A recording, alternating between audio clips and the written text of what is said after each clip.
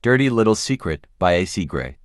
There was a thunderstorm outside, and the Shelton family was preoccupied with their work. Ace Shelton's father was a lawyer, and his mother was a college teacher who taught a law course.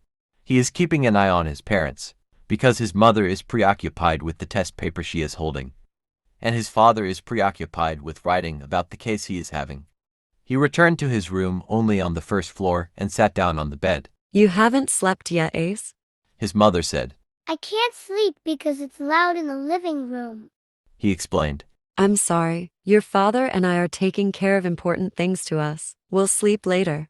His mother said as she kissed him on the cheek. When the light was turned off, he closed the door and hugged his pillow to sleep, but he soon woke up because someone was shouting, and he slowly got up to his bed.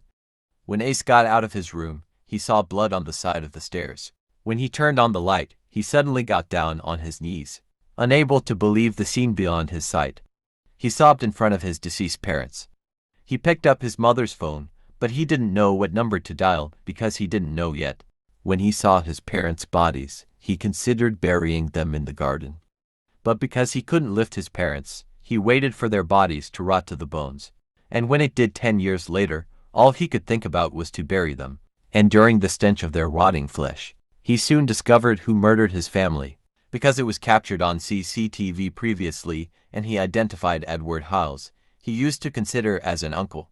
He was enraged and desired vengeance, but he couldn't do so until he figured out a way to kill him by making a wise decision.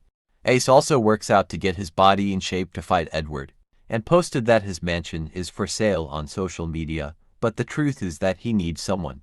Eunice Phoenix decided to visit Shelton's mansion, after seeing what was posted on social media.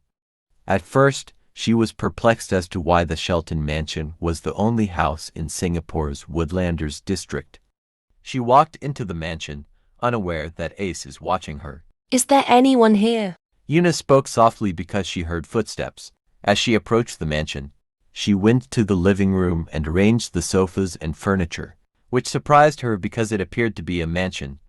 She went upstairs to look at the rooms, but just as she was about to open the guest room, her phone rang.